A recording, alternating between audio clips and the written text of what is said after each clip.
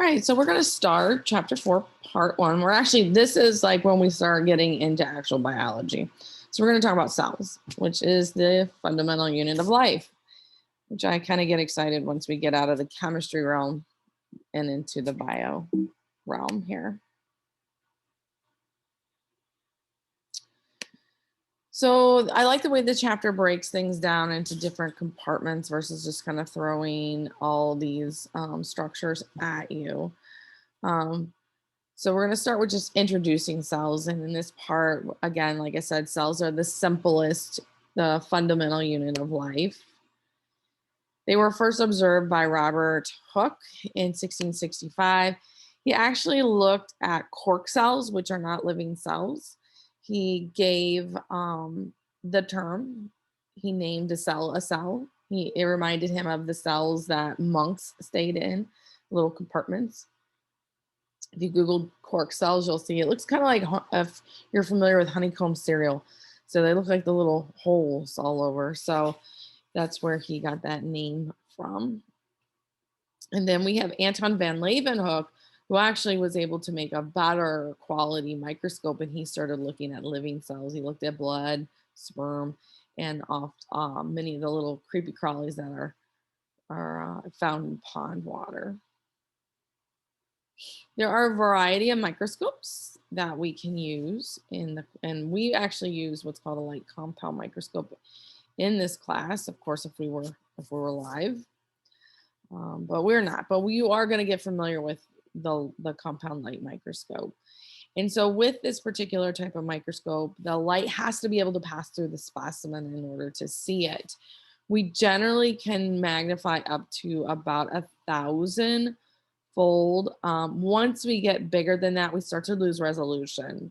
If you've ever like taken a picture off of internet and maybe it's like, oh my God, this picture is great, and you put it in your presentation, but you want it bigger, and then you lose the clarity. It starts to get blurry. It gets what we call pixelated. And that's kind of what happens here with this type of microscope. We start to lose that clarity, or we call it the resolution. So magnification, of course, is how much larger we can make that object appear. Resolution, I already just used that word, is the clarity, how clear that object is. Like I said, microscopes have limitations. The human eye and the microscope, they both have resolution issues. Therefore, the light microscope cannot provide the details of some of the smaller cell structures. For those, we're going to use different types of microscopes. So we use light microscopes.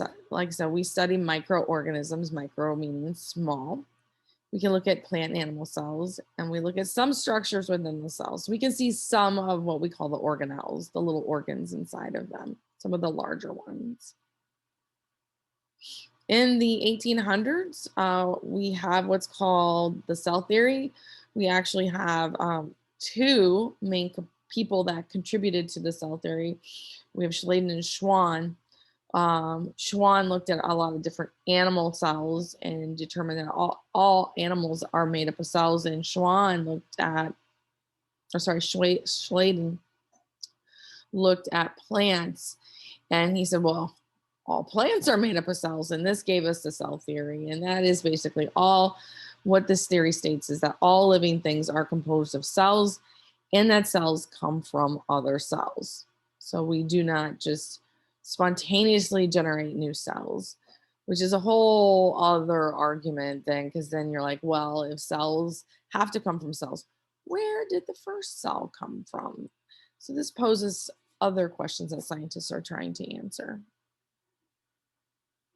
And then this picture here just kind of gives you an idea of size. And we will be we'll be looking at things in metrics. We do not use the standard unit of measure, so we will not be using inches or feet in science classes. We all use metrics.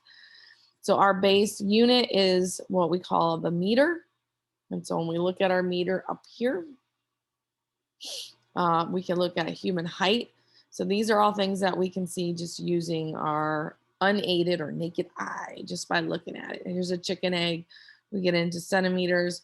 Once we get smaller than centimeters, we start getting into millimeters. We can see frog eggs. And then once we start getting into what's called the micrometers, which is 10 to the negative 6, a micrometer is really, really, really small. And so this is where we're going to start using our light microscopes to see um, plant cells, animal cells, some bacteria, and we can actually see the mitochondria. But we'll see them as basically little dots. They're really small. And we can see a nucleus. We'll see plenty of nuclei. And then once we get smaller than that, the light microscope has its limitations. We're going to use what's called an electron microscope, and that's where we can start seeing things that are in what's called the nanometer range, which is 10 to the negative 9. So very small. We can start seeing viruses. We see ribosomes are a small, really small organelle. We can see proteins, lipids, and then we actually can get into, once we get down here, we can't really see atoms yet. There's a different type of microscope we can use to get, we can't per se see atoms, but we can see computer representations of what they would look like. And so we start seeing these even smaller things in what's called the scanning tunneling microscope, which there's not very many. Well, I can't even say that anymore. And when I was in college, not very many colleges had this, but um, I honestly don't know how many colleges have it now since I've been out for a while. All right, so here is our metric scale. So again, our base unit in the metrics is the meter. So that's why it's 10 to the 0, which is just itself, right? 10. So which is 1, right? 10 to any 0, here's 1 meter. And then our centimeter would be 10 to the negative 2. Millimeters is 10 to the negative 3. Micrometer, like I said, is 10 to the negative 6. And our nanometer is 10 to the negative 9. So you go 0.000 all the way out 9 places. Very, very small.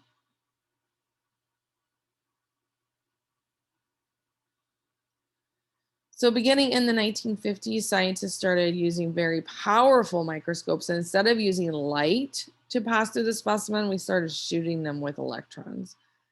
Now, what this does is it looks at diffraction patterns as the electrons go through the specimen, they hit some of the denser items in there, and then they bounce off and they can create an image. We can see things as small as 2 nanometers. So it magnifies 100,000 times.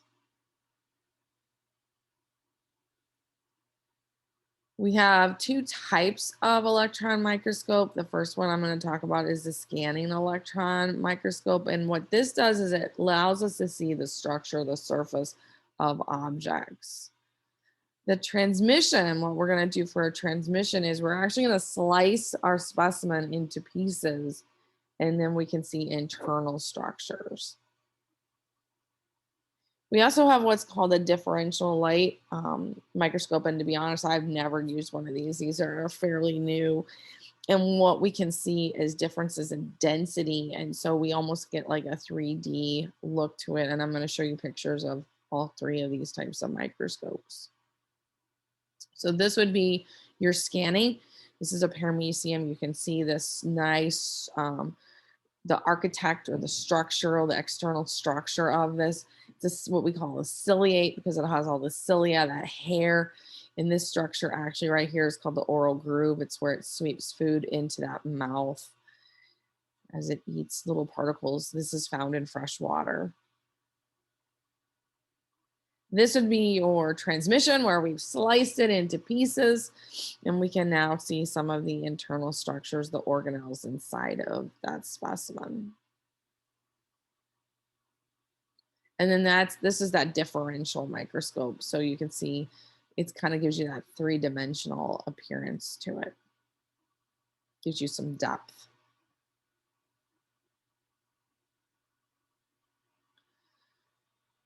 So in the second section, we're going to talk about cell size. And that's a big, question is, well, why don't we have big, huge cells? Why are cells always so small? And it has to do with exchange rates. So we have to have a cell that's big enough to house all of the components it needs to function. But it also needs to be small enough to allow materials to get in and out of the cell fast enough through what's called diffusion. And we're going to spend a whole chapter talking about diffusion and osmosis. Many of you guys are familiar with diffusion, and that's just the spread of particles from high concentration to low concentration. For instance, if someone sprays perfume, you know that it's going to permeate and spread out into the room until everybody can smell it. Well, there's a rate associated with it. How fast do those particles move? And we need to be able to get those particles in and out of a cell fast enough for it to sustain all of those functions that it needs to stay alive, to maintain what we call homeostasis. So here we can do some math with this and ask, oh, well, why isn't a cell big versus little? So if we look at the total volume, so if I was to place these cubes into water, how much water would they displace? Well, they would displace the same amount of water because they're the same volume. And you can see here with our formula, volume is a three-dimensional figure. It's length times height times width. So if I take 3 times 3 times 3, I get 27. Well, I still have 3 times 3 times 3, my depth here, that's 27. Surface area would be, well, if I'm going to paint these cubes, how much paint do I need to cover all of that area, the face of the cubes? Well, surface area is length times width, or length times height, or however you want to look at it. It's two-dimensional. Since it's a cube, it doesn't matter which one you do use. So we're going to talk about the 3 times 3. Well, that gives me 9. Well, then why does it say 54? Well, yeah, 9 would be one face of my cube. I want to paint all 6 sides of my cube. So 9 times 6 is 54. In this case, I have to go 1 by 1, which is 1, but I have 6 faces. And so then that would give me 6, but how many cubes do I have here? So I have to multiply it by the number of cubes. And that gives me 162. So I'm gonna need a lot more, because I have a lot more nooks and crannies here, right? A lot more surface area with these little cubes than I do with one big cube. And so then we get what's called the surface area to volume ratio. So I'm going to take my surface area and divide it by my volume.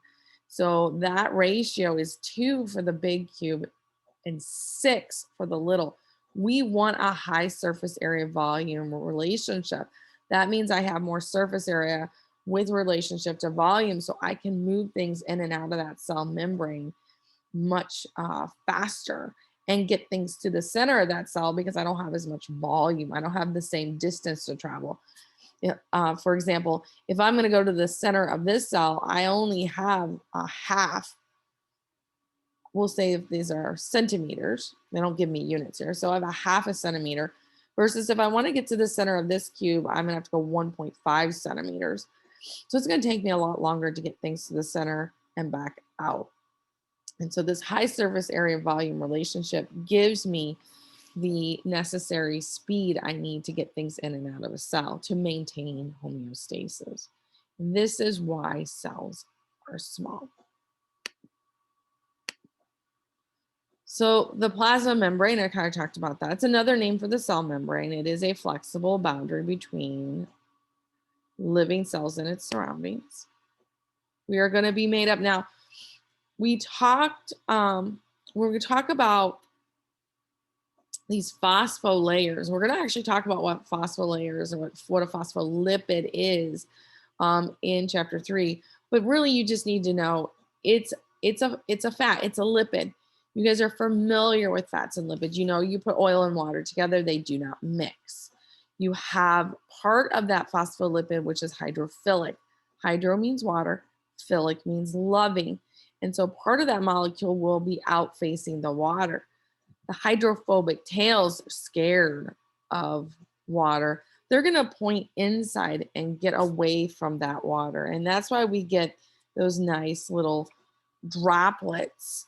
If you take oil and water, shake it up, you'll get those nice droplets in there. The tails are tucked in and the heads are on the outside. Eventually they'll all, because, and a lot of people think that oil and water don't mix because of their densities being different. No, the density just means that when things settle out, that's why we find the oil on the top. It's less dense than the water. But why do they not mix? That is polarity. Water is polar. Oils are non-polar. right? So we're going to get that lipid layer on the top. And again, the heads on those lipids are polar, so they will interact with the water. They're hydrophilic. But they have big, long tails that are hydrophobic, that are nonpolar, that are going to try to stay away from the water. Inside that plasma membrane, we have proteins and other things that are embedded in them. So it's not just phospholipids. You have other things inside that cell membrane. Some of these proteins form channels or tunnels that allow things to get in and out of the cell. So again, if you are hydrophilic, you're not going to be able to get through those hydrophobic tails. So we're going to need a way to get through those hydrophobic tails. Other proteins sometimes are pumps, and they're going to use energy to move things in or out of the cell. And we'll talk about this also, I think, in chapter 5. So here's a picture of our cell membrane. So you can see those hydrophilic heads because we have water on the outside of our cells. We also have the cytoplasm, which is the middle here, or often called the cytoplasm. Generally refers to the space between the cell membrane and the nucleus. The liquid is called the cytosol.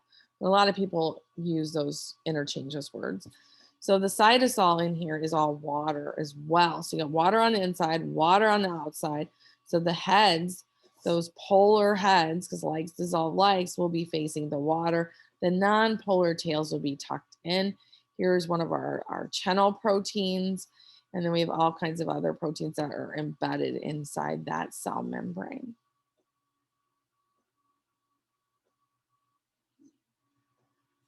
So we have what are called prokaryotic cells and we have eukaryotic cells. So bacteria and archaea, those two domains, eubacteria and archaea, are prokaryotic cells. All other life forms are in that domain eukarya. They are eukaryotic cells. Both pro and eukaryotic cells have a plasma membrane, and they have one or more chromosomes and ribosomes. Eukaryotic cells have what are called membrane-bound organelles. And those are organelles that have their own type of cell membrane wrapped around them. And we're going to talk about each one of these organelles a little bit later in this, I think in the next couple sections here of chapter 4. Prokaryotic cells do not have membrane-bound organelles. They have a ribosome. A ribosome is an organelle, but it does not have a membrane around it. The DNA of prokaryotic cells are also coiled into a region called the nucleoid region because they don't have a nucleus. A nucleus would be a membrane-bound organelle. Prokaryotic cells do not have a nucleus, right? So they're not protected. The surface of a prokaryotic cell may have a very complex cell wall. So they have the membrane, and then outside of that, they may have this cell wall. And outside of that, they may have this sticky, gooey capsule thing that helps them to stick to the surface that they're on. It also prevents them from drying up, and it prevents antibiotics from working as well. So those are different things that we look at when we're trying to fight bacterial infections with certain types of medications, and why some antibiotics work well and some do not. Some have really long projections called flagella that will move them through the environment. If you think about like UTI infections, those bacteria will swim up through the urethra to get into the bladder and sometimes up to the kidney to cause a kidney infection. They have that nice little flagella propelling them along the way. So here's a picture of a little model here and then an electron microscope picture of a bacterium. You can see we have little ribosomes, that nucleoid region, right? That's where we would find our chromosome or DNA that contains the instructions for that cell. It has a cell, it has a plasma membrane, then a cell wall, and this one they're showing you does have a sticky gooey capsule. We have the flagella, and then we also have these little projections here called fimbriae, which also help them stick to their substrate.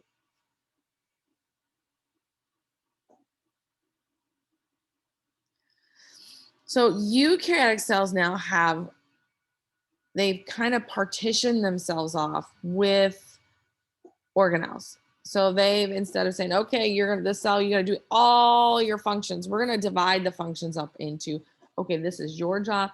This is your job. This is your job.